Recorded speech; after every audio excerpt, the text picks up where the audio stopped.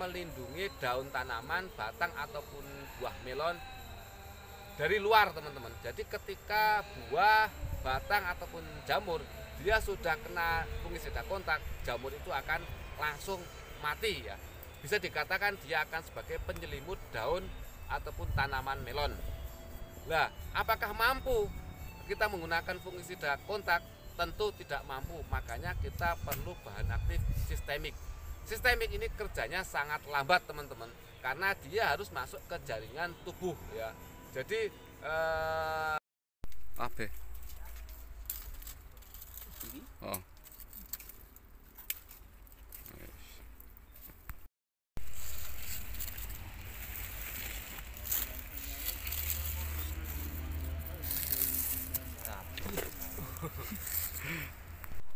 Oke, assalamualaikum warahmatullahi wabarakatuh. Ketemu lagi dengan channel Gapoktan Margo Rukun, Desa Mengkal, Kecamatan Keranggan, Kabupaten Temanggung ya.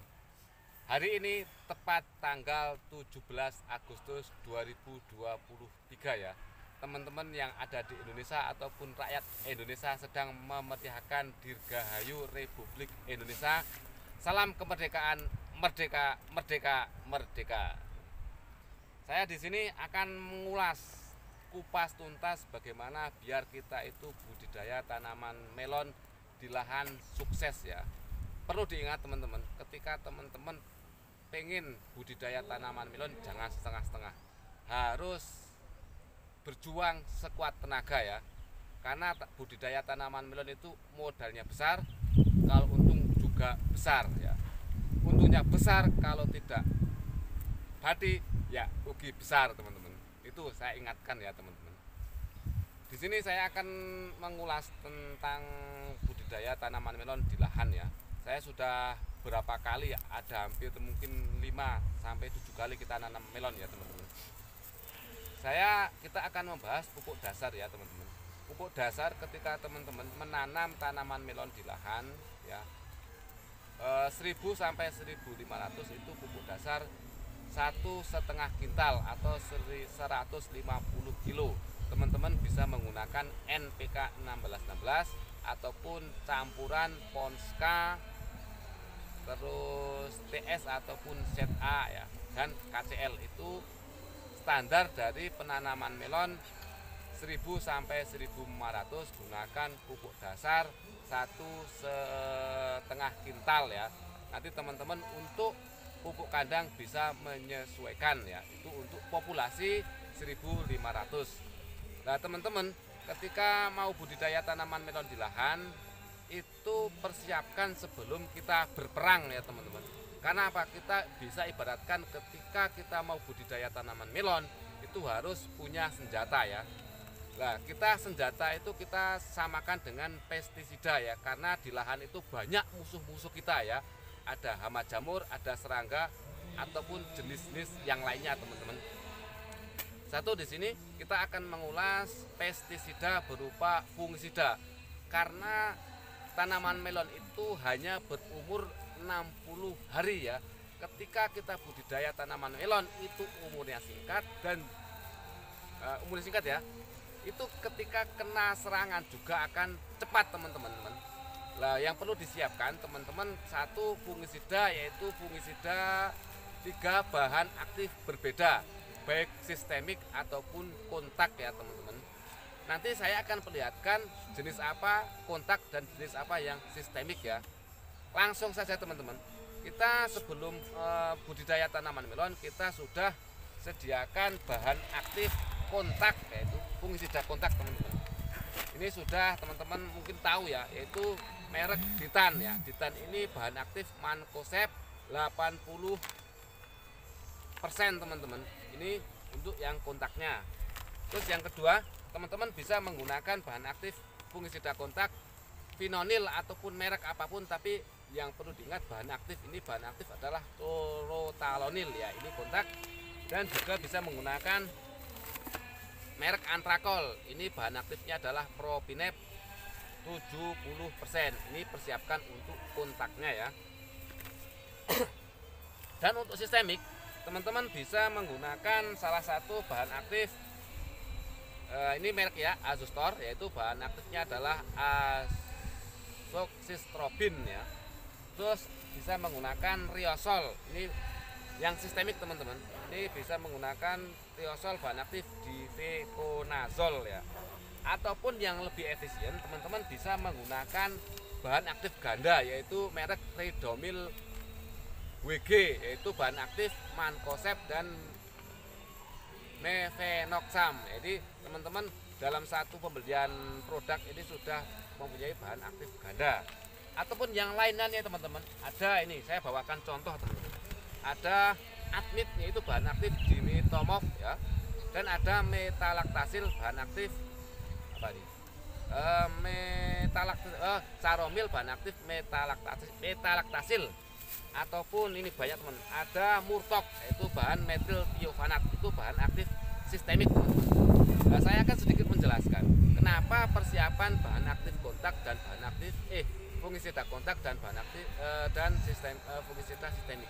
Kontak itu akan melindungi daun tanaman, batang ataupun buah melon dari luar teman-teman. Jadi ketika buah, batang ataupun jamur dia sudah kena fungisida kontak, jamur itu akan langsung mati ya. Bisa dikatakan dia akan sebagai penyelimut daun ataupun tanaman melon. Nah, apakah mampu kita menggunakan fungisida kontak? Tentu tidak mampu, makanya kita perlu bahan aktif sistemik. Sistemik ini kerjanya sangat lambat teman-teman, karena dia harus masuk ke jaringan tubuh ya. Jadi untuk sistemik ini harus masuk ke jaringan tubuh lewat stomata teman-teman. Jadi kita sudah pencegahan dari dari dalam dan luar ya. Itu untuk kontak dan sistemik. Yang kedua, kita akan bahas pestisida. Untuk pestisida berupa insektisida, teman-teman bisa menggunakan bahan apa saja ya, karena setiap wilayah itu pasti akan berbeda ya. Di sini saya akan mencontohkan insektisida, salah satunya yang kita bawa adalah Avidor ya, ini untuk pengendalian serangga, yaitu merek bahan aktif imidacloprid, dan ada Lanet teman-teman.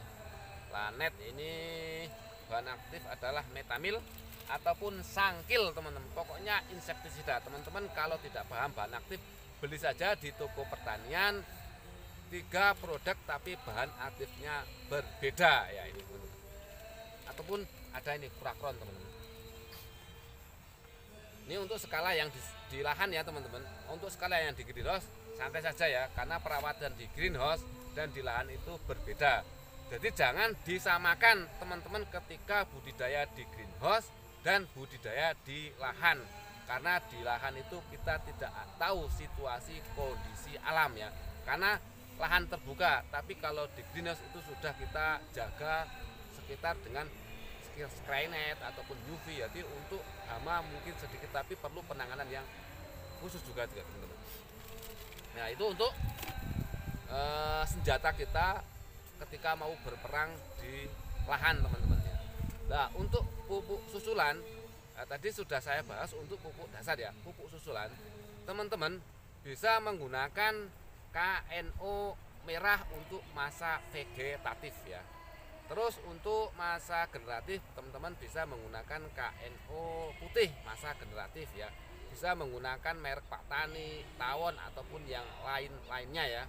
Bisa pilih teman-teman untuk pupuk susulannya, bisa menggunakan Ultradap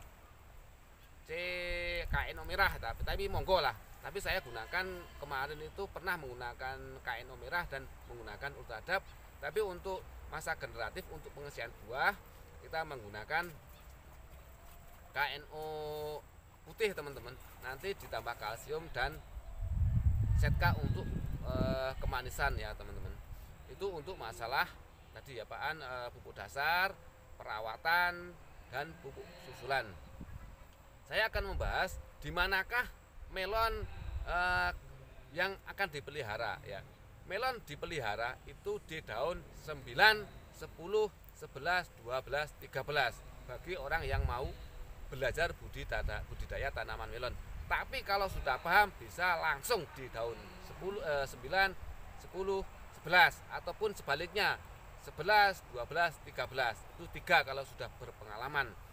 Nanti ketika teman-teman budidaya tanaman melon melon itu berumur 25 sampai 35 hari, itu akan kelihatan buah yang akan kita seleksi. Carilah buah yang lonjong. Kenapa kita cari buah yang lonjong? Karena nanti lonjong itu buah yang oval atau lonjong itu akan beratnya maksimal, pembentukannya akan sempurna, dan breaknya juga akan sempurna, teman, bisa mencapai break yang kita inginkan ya. Nah, itu seleksi di umur 35 hari ya. Terus nanti ketika tanaman melon ini berumur 50 sampai 55 hari, tergantung dari jenis ataupun nutrisi yang kita berikan, waktunya kita topping, teman-teman. Yaitu topping teman-teman bisa hitung di daun 28, 30 ataupun 32 selera ya. Nah, tadi saya lupa, teman-teman, kita pelihara di daun 9, 10, 11, 12 dan 13. Tunas air yang keluar di daun 1 sampai 8 kita potong, dan tunas yang keluar di daun di atas 13 jadi 14 sampai 28, 29 sampai 32 itu potong semua ya, teman-teman. Itu insya Allah kalau teman-teman menggeluti budidaya tanaman melon dengan apa yang saya sarankan, insya Allah berhasil ya. Perlu penanganan yang khusus ya. Nanti teman-teman ketika mendapatkan hama yang sangat parah ya, kita biasanya penyemprotan itu seminggu 2 kali, teman-teman. Tapi ketika nanti tanaman melon kita terserang penyakit yang sangat parah, gunakan interval 2 hari sekali, teman-teman, sampai benar-benar hama itu berhenti ya. Karena tanaman melon itu ketika sudah terserang penyakit jamur, dalam jangka 5 hari sampai 10 hari itu bisa wassalam ataupun ludes, kita tidak bisa panen ya. Saya kira untuk kupas tuntas bagaimana kita budidaya tanaman melon